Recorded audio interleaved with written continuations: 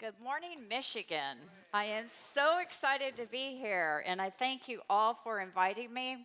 It's not often that an author of a textbook actually gets to see her textbook come alive. And I've been working on this since April, and it has been delightful in seeing all the progress that you've made throughout the years.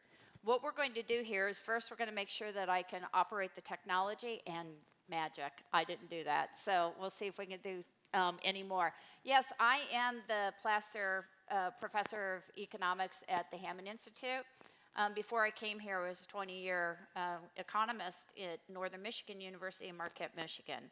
And it's my delight to return home and to kind of like hover over and see some of the statistics so I can give life and a narrative to some of the incredible things that have happened across your state. And it's wonderful to see some of those things come to fruition because the people who are in this room are empowering others to do great things. Before we get started, I just want to give you a quick overview of some of the things that I will be discussing. First and foremost, I'm going to talk about some of the incredible things that have happened in the past because they planted the seed for the impressive recovery that you're experiencing today.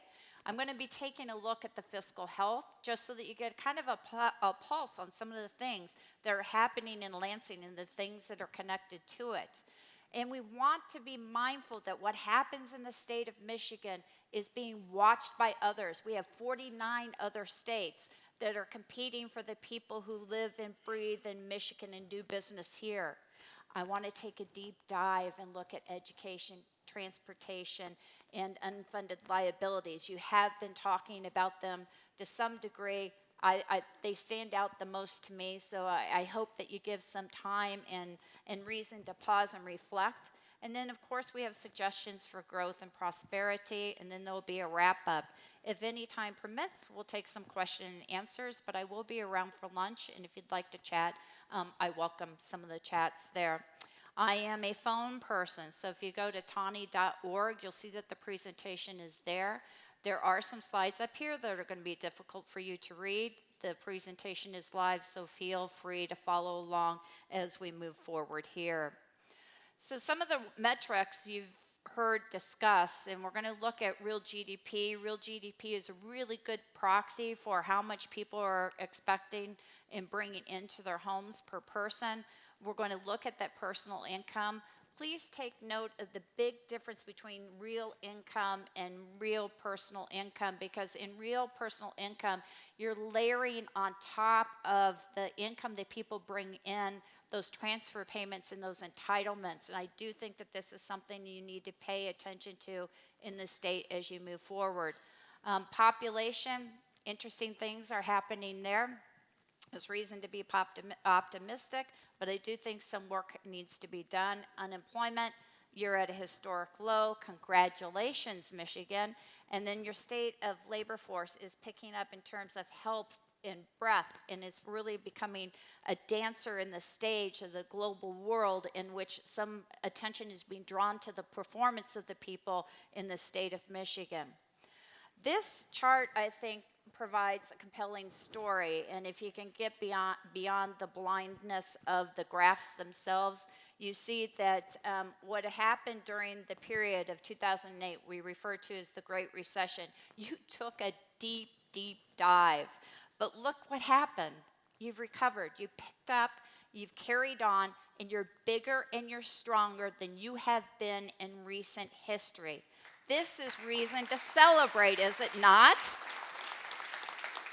So let's look behind the story. What's happened?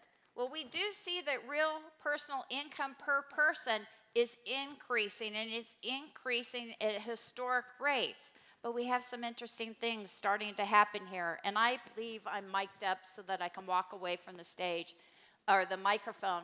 But if you look in the green era or period there, this is something that really jumped out at me, is that you have two periods in which you should be mindful of. You have what I call the anti-growth period, and then you have what we call the pro-growth period.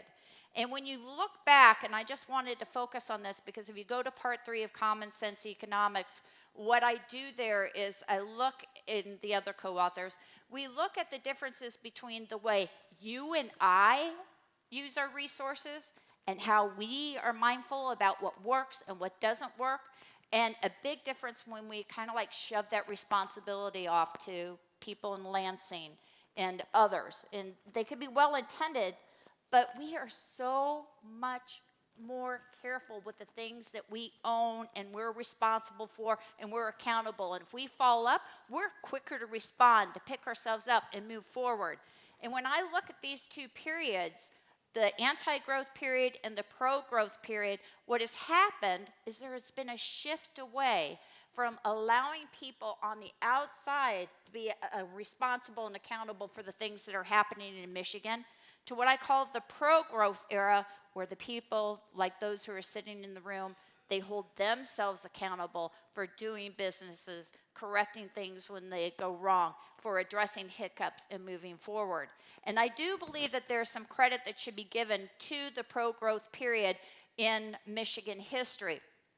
Now, I'm a little bit hesitant to talk about the personal income piece because in addition to having those real wages and salaries, you have rents, which are good, but you also have dividends that are contributing to household income, but you have that transfer payment piece, and we need to be mindful of that because that is an issue that needs to be addressed across the United States. So moving on, when we look at growth in per capita personal income, congratulations, you go from the bottom to number 5 on top. So again, reason to be celebrating here. So when you look at industry, anti-growth period, very much your image was surrounded and captured by the big 3. I'm not mentioning them by name because there's so many reasons to celebrate what they've done. But what has happened in recent years is that you've diversified your economy. You're giving, you're shifting, you're empowering the people in these various industries, construction and services, business and professional services, trade, transportation, utilities, private education and health services, and leisure and hospitality. You're empowering those people to find ways to earn income, to save and to invest. You're empowering them to do great things with their lives, and it's starting to show up in the statistics. All you have to do is move about in a place like Grand Rapids on an Art Prize weekend to see all of the incredible things that are happening and feel the energy that is percolating and is spread not only through the state, but around the world. Now, let's hop over to population. You do have some issues that you need to address. There was a time when you had the worst population growth in the nation. That's okay. You're Michiganders. You identify a problem, and you roll up your sleeves, and you get started to work on that. What's happening now is you're seeing that there is some net migration back into Michigan.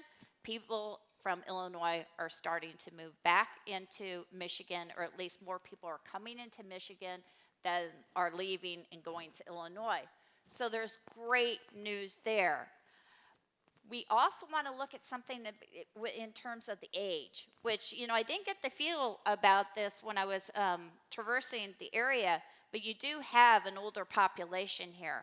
I think that if you start working on attracting some of the younger people, that'll be good. But you have some work to be done here. When we hop into our discussion on higher education, some interesting things are happening there that I think that all of you are going to address. You're definitely talking about it later today. My encouragement to you is to continue to have that discussion, especially when it comes to higher education. You want your college graduates to walk off the graduation stage and into a job in Michigan, not in other parts of the United States or around the globe. That out-migration piece, you are making some progress, but be mindful that it is likely that you're going to lose a seat in Congress because of that out-migration piece. That's going to shift some of your political influence at the federal level. So it's okay. We're recognizing the problem. We're going to take it on. But please be mindful that it is going to shift your position, especially on the congressional stage at the federal level. So let's think about that, especially when we start talking about the higher education. When you look at some of the shifts in the dynamics of what's happened, and we've got that anti-growth period and then we've got the pro-growth period, we do see that it matters, the policy stance that are taken, that you do want the pro-growth where you're empowering the people, you're rolling back taxes, you're giving them more incentives to do the things that they do best as they define them. You're not picking and choosing the winners and the losers at the state level. You're letting people make those decisions themselves. And as evidenced by the statistics that have been shared with you last night and this morning, you're seeing job growth. You're seeing job growth in the net gain of jobs across the spectrum, not just in particular industries. You're seeing that real income is starting to move up. You're doing great things with that. You're fifth in the nation in terms of growth. And this has reflected your housing prices. I mean, this is great. Housing prices have increased by almost 40% since the Great Recession. Since this is an important asset of the people who are living in Michigan, it's an important statistic to take note of. So when we look at what happens in Michigan, we want to know if we're being recognized outside of Michigan for the accomplishments taking place in the state. And when I started looking at some of the research that compares states and state performances, you were congratulated in numerous areas for the progress that you've been made. So not only can you give yourselves a pat on the back, other people are giving you pats on the back too.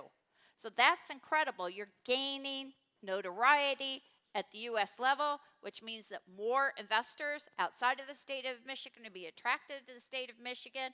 And then we have the global investors, the foreign investors, who actually help create jobs and put income into households across the state of Michigan. Again, a reason to celebrate, but it's important for you to note that you had two different political approaches, one before the Great Recession in 2008. It was largely characterized by outsiders as anti-growth. And now that you've taken a shift, now it's labeled as pro-growth in political approach. Another reason to celebrate. So the question to all of you today is do you grow or not grow? I think we can all agree that we want to grow.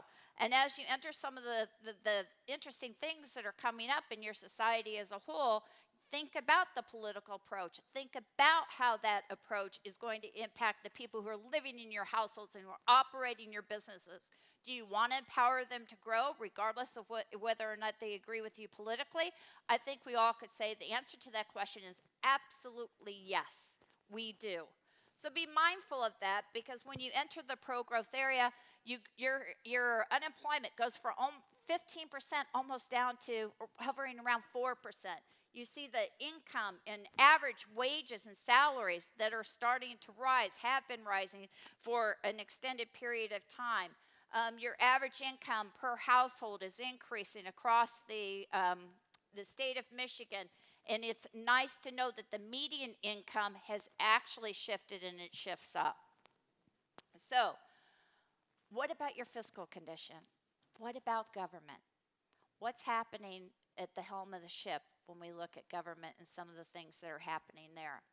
Well, when others look in, you see that you rank about 36 out of 50 when we look at various metrics like Mercatus Institute, the Cato Institute, and others who are looking at fiscal health. You have improved, but there's room for more improvement. You stand or rank about 36 out of 50. If you're interested in this report, I actually provide a direct link in the PowerPoints that are on the website. Feel free to go through and look at this. It provides some interesting insight on empowering the people to do the things that they need to do in order to grow and prosper. Now, I'm going to just list these budget issues, but I want to look at the statistics so that they tell the story. If we move into it, you can't read it, and that's with intent. This is for you to look at it on the website versus letting the statistics tell the story. Okay, remember 2008, and I don't have a pointer in here. If you look at the bars over here, we just wanted it to tell a good story. But if you look at the Great Recession, which is 2008, 2009, that's a second bar over here, and we want to move forward. Remember, we have the anti-growth period and we have the pro-growth period. Because this story is so incredible in the pro-growth period, I wanted to draw special attention to it. But when we look at the 2010 budget, we see that it was about $46 billion. when you look at that second bar graph. Okay, that was a decrease at about 5% during that anti-growth period. Hop on over to, the 2018 budget, and you'll see that it's increased, and it hovers around about $47 billion. That's a 9% increase. That 9% increase did not come from an increase in personal income taxes and such. It came through growth. It came from allowing people to do what they do best. And as people increased in their level of economic activity, they were doing more business, and those tax revenues increased because people were empowered to do what it is that they deemed best and not somebody else. I think that's an incredible reason to celebrate, especially when I've been writing about this for almost 2 decades, and it's wonderful to be able to go in and find a state that actually is living the story. Another thing you want to note over here is that during the anti-growth period, there was heavy dependency on federal transfer payments. And those transfers accounted for almost a third of the budget. Fast forward to today, less than 3%. Less than 3%. You're taking on your own, which is incredible. In fact, if you look at it, state spending came from largely in the anti-growth period. A lot of it went down, and much of it was funded, or some of it was funded, or at least more of it was funded through those federal payments.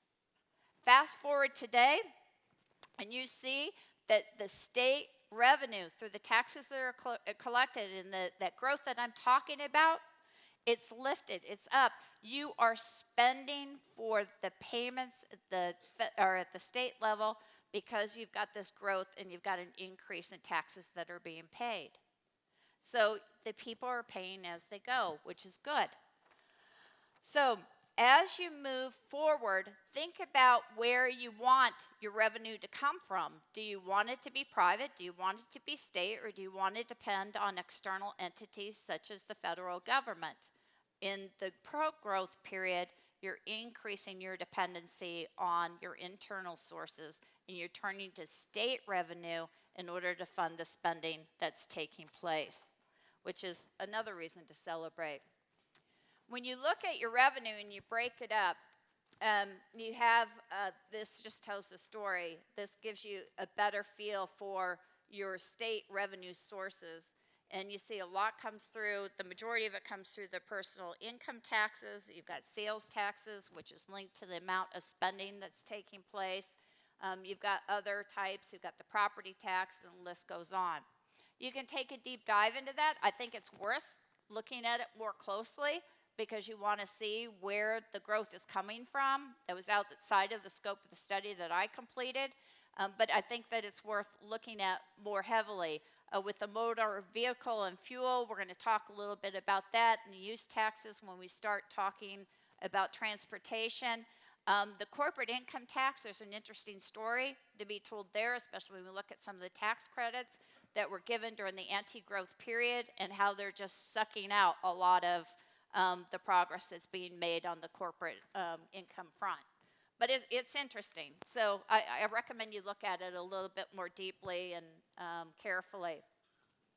Spending is interesting in the state of Michigan, and I didn't have time to do a comparative study with the other states, but you'll look at a lot of your spending. Almost 3 out of every $4 goes to health care and education. And pay attention, education, education, education. I'm going to bring you back to that because that, I think, is a challenge area for all of you. It's interesting with the other breakdowns. You can tell different stories, and we all know that there are interesting things happening on the healthcare front across the United States as we move through the challenges that are presented there, especially in interesting times with the healthcare industry as a whole. So when we look at your current challenges and we compare them to the past challenges, actually you're really in a good position right now because you get to pick and choose. You're not in that crisis mode, which I think is a very comfortable place to be in, at least life experiences prove that. I heard somebody talking about consistency, predictability, and I think when we take a deep dive into the unfunded liabilities, that story is an interesting one, but it's helping people plan for a future, especially those workers who came in under a defined benefits package, and they don't know what their future is like, and it shakes them to the core to have that uncertainty in their lives. You've taken it on. We're going to talk about it more, so I congratulate you on that front. When we look at transportation, especially with special attention drawn to roads, you're worried about building out that infrastructure. You want to cover the depreciation for whatever reason. Some people perceive the roads have been let go. Perceptions matter, whether they are real or not, they do matter, and they seem everywhere I went. When I was looking at the state of Michigan, this road situation, transportation kept popping up. So public perception is an important matter, and you should continue to work on it. Then the tax credit piece. That is something that I hopped into, and I'm thinking, what? The mega tax credits? What's happening there? I really had a hard time getting myself around that whole issue. And it's not something that you can easily find. It's just something that, because I'm stubborn and I am really Italian, that I just thought, you know what, I want to know more about it. And when I started asking questions, it was really hard to get my arms around that and learn more about those tax credits and why you still have so many tax credits going out to these entities that were struggling during the Great Recession, and here we are in 2018. I mean, that just perplexed me, but maybe all of you know more than I do, but I would be interested in knowing more about it. And if I was a person living in a household here, I would want to know more about it, because I think that corporate Michigan is taking a hit because of this across the board, and not just the people who receive the credits. And then finally, the education piece, I'm going to come back. Education is near and dear to my heart.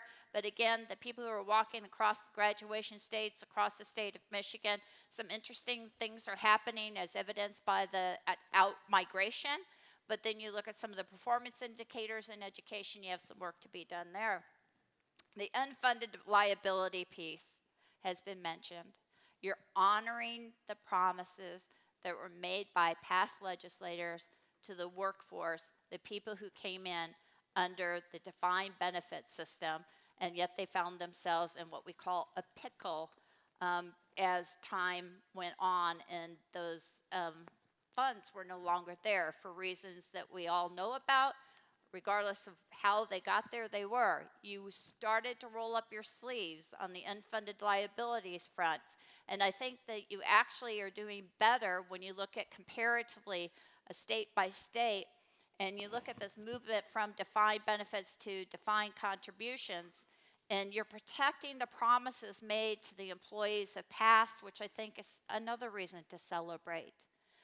They didn't put themselves in that position expecting to be in retirement and then have their retirement systems shaken up and possibly threaten to be taken away.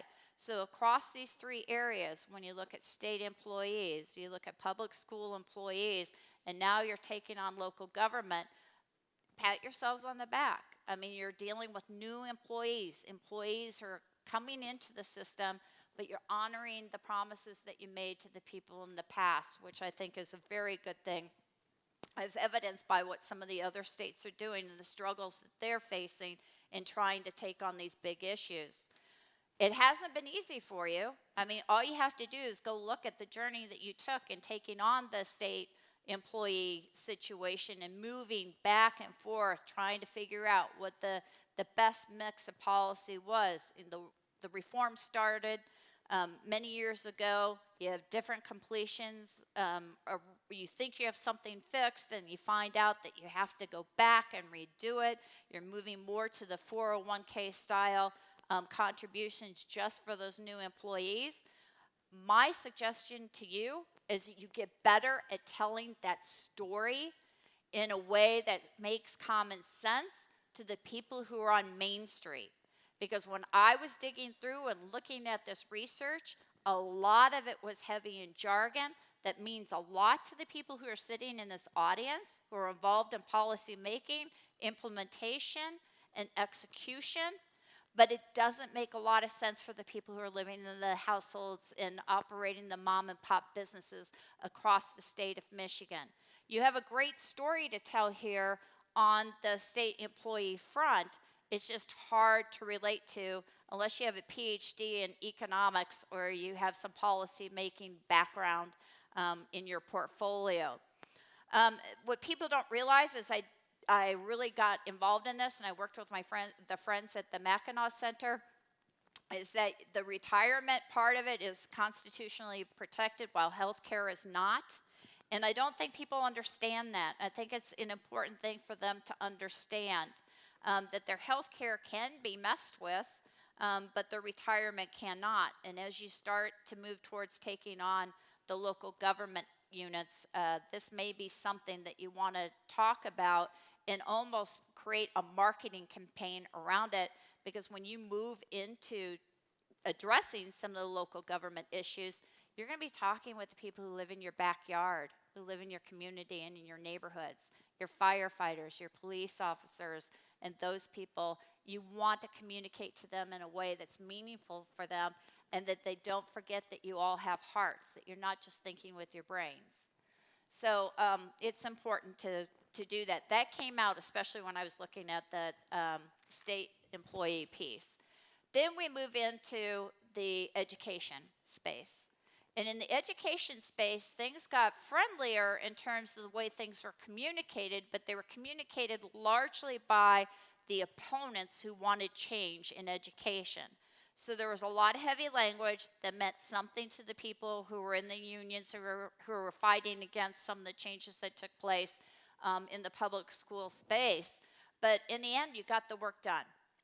And you see that there was trial and error, there was experimentation, but you didn't let the failures of implementing and taking on this reform discourage you, that you ended up doing a lot of tweak in moving through the struggles, and eventually it appears that you got things right in terms of the defined contributions plan, which I think is, again, a reason to celebrate, but it's a relatively new experience, and I'm not convinced that the people who are just browsing on the internet trying to understand what it is that they're going to be deciding on, or whether or not they should support people who are taking these on as a part of their legislative portfolios or challenges, if the people on Main Street are going to understand what's going on. So again, maybe think about a social media campaign to make what it is that you're doing better and more palatable to the people who are living on Main Street and who make up your neighborhoods.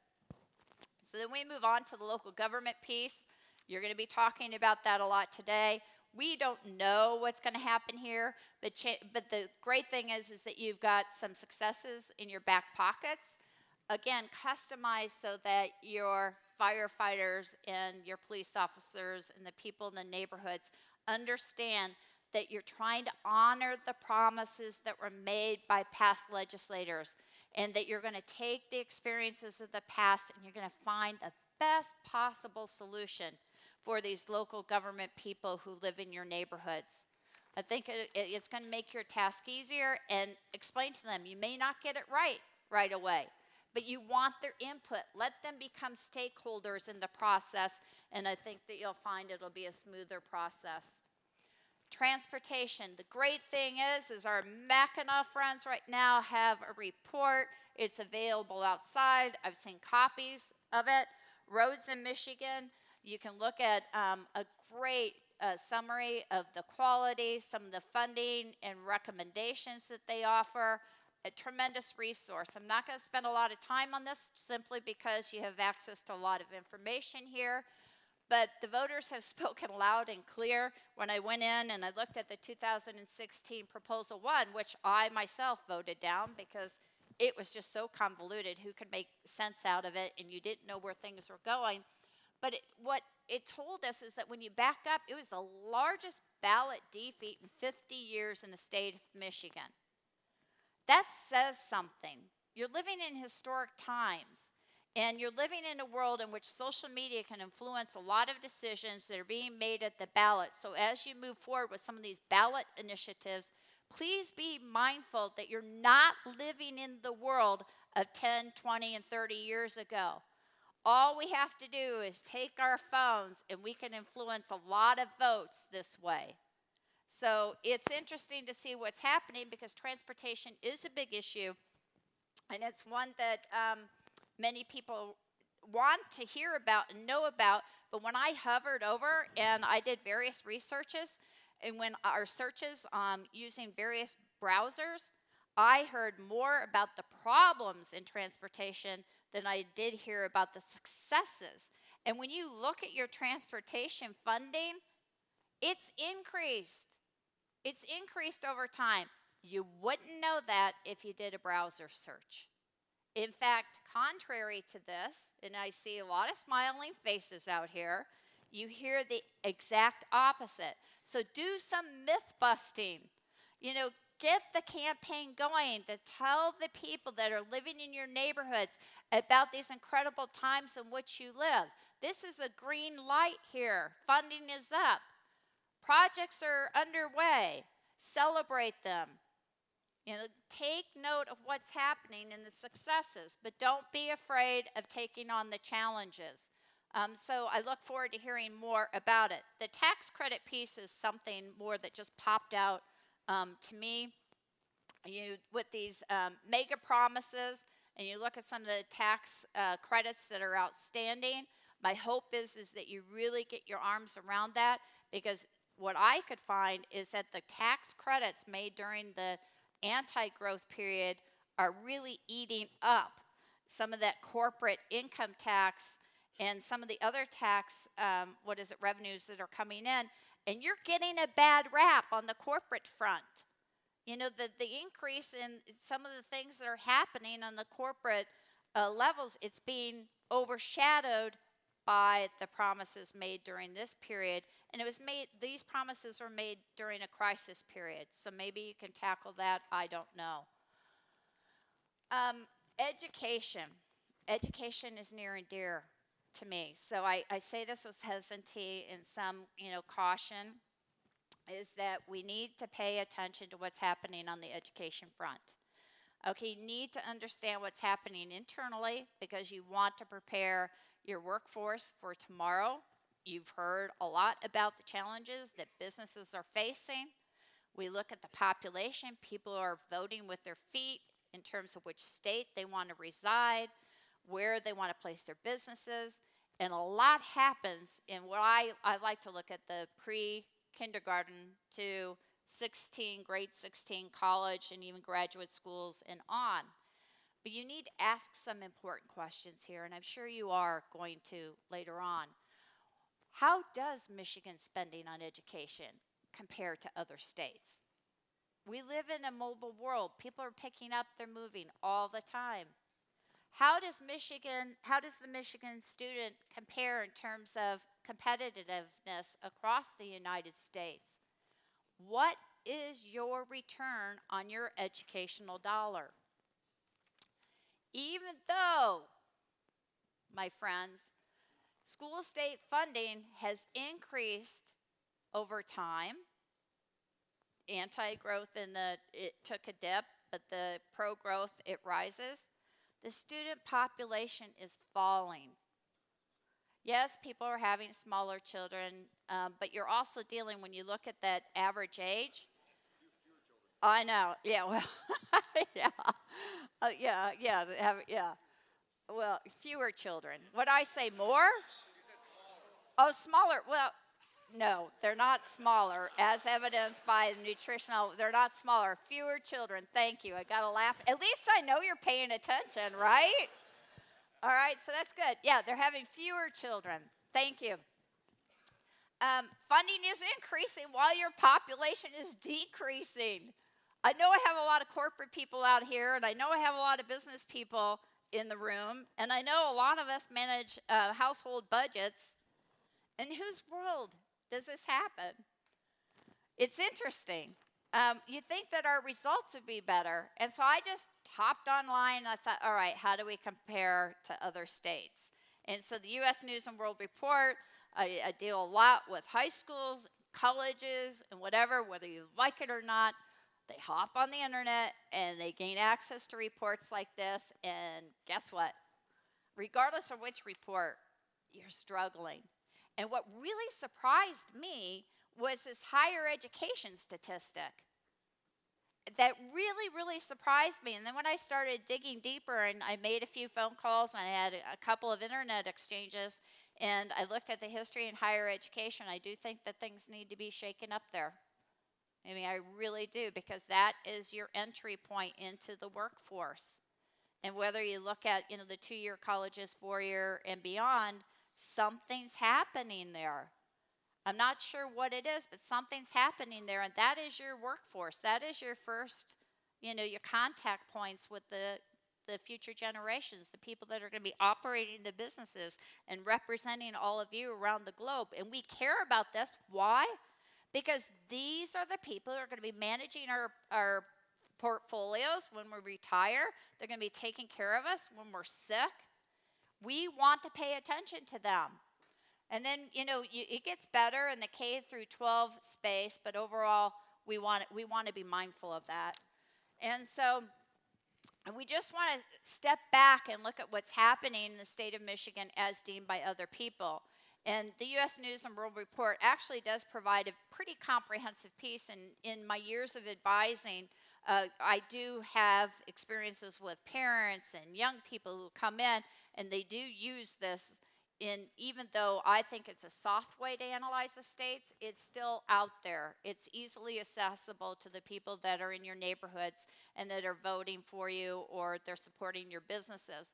And you can just see that there are challenges that you want to face, and what do you want to take on first. I'm the kind of person where I don't fear a challenge. So I would take on the infrastructure piece, because you rank 40th in infrastructure. You know that, you're working on it, that's great, let other people know. Set a goal for yourself. Go from a D+ grade up to a C+, and note the progress that you're making. In the research that I was doing, in the browsing that I completed, I noticed that some of you are having a conversation about possibly folding inside of your infrastructure broadband and internet access. Don't mess with what's already working. You're doing some incredible things on those fronts. Empower the people to find their own solutions. I don't know if any of us sitting in this room had thought we'd been better off when government took over something that we could readily take care of ourselves. I want to be able to make a phone call and say, if I don't have the service that I want, my broadband or my internet, I get to choose where to go next. And so once you take on a big task like that, you're not covering potholes, you're not taking care of education. Think of a world of trade-offs. You can't be all things to all people. Maybe think about doing something like that. But infrastructure, narrow the definition, let people form expectations, concrete expectations about what it is that they are going to hold government accountable for and what they're going to hold themselves accountable for. And infrastructure may be a good place to start in that area. So consider some of the opportunities that are taking place outside of the scope of Michigan. Right now, we have the Tax Cut and Jobs Act, and I just hovered over it just to see what was happening across the United States, and success stories were popping up left and right coming from Michigan. In the Upper Peninsula of Michigan, BlackRock announces, because of this job or the tax cuts, that they're going to be hiring more people. They're expanding their production capacity. I just hovered over Grand Rapids, and some of the things that are taking place. People are now getting bonuses that they didn't have bonuses in the past. Let them talk about some of those things. And those are things that are happening outside of the state of Michigan that are positively impacting the people who are living inside of the state of Michigan. Connect them to some of the resources now that they're thinking about growth and prosperity on their own. Connect them to some of the incredible resources that you have available to the people, the small businesses that want to expand their business or they want to hire more people. You've got these people, hundreds of people in the Grand Rapids areas of various places are going to be receiving bonuses that haven't received bonuses in a long time. Connect them with your financial planning people. Help them understand. Let's pay down debt. Let's increase our financial portfolios. Let's think strategically about how we get to roll up our sleeves and do better with what we have in front of us. So, small business optimism in the United States has just reached a 35-year high. We need to talk about those things. You can feel that energy in places like Grand Rapids and Western Michigan. Talk more about it. Real income across the board. Fewer people are living in poverty. More people have entered middle income class. Think about those things. What do we hear in the press? We hear the exact opposite. So let's push back. Let's provide them with another story. What I am not comfortable with is the trade wars. I mean, given the connection between Michigan and other parts of the globe, I couldn't find evidence that a lot of people in the state of Michigan that think that the trade wars are a positive thing, especially when you look at what it means in terms of decreased demand for U.S. goods and services, because some of the other countries are slapping their own tariffs on U.S. goods in the United States, plus the trade wars are making the cost of steel higher. That's negatively impacting a lot of businesses here. Maybe get better at voicing your opinion on some of those pieces. I'm not sure how that's going to play out, but we do know that it's going to play out. So what does all of this suggest? Well, in summary, I think overall on net, I'm an economist, so I have to think with both hands. I look at the benefits, I look at the costs, I look at the risks, and I look at the challenges and the opportunity. I am optimistic about this pro-growth period. I understand you have some interesting things happening on the election front, and my hope is that we don't see tax increases, but we continue to empower the people who are living in the households and operating the businesses across Michigan to do incredible things with the resources that they have. Real income per person is on the rise. You see that business optimism in the United States is at an all-time high, or at least a 35-year high, and that pro-growth stance on the government front is empowering the people. My story is about the people. We were talking about diversity. The diversity in the United States is just incredible, and with that diversity comes numerous opportunities to do great things in ways that you had never imagined. Shift that potential and that energy over to the people. Trust them. You have great people who are living in the state of Michigan. This is the pure Michigan where magical things happen. My hope is that if I'm invited back in 10 years, I get to have a pro-growth talk about some even more incredible things are happening across the state of Michigan. And with that, my friends, I conclude, and I thank you for your time.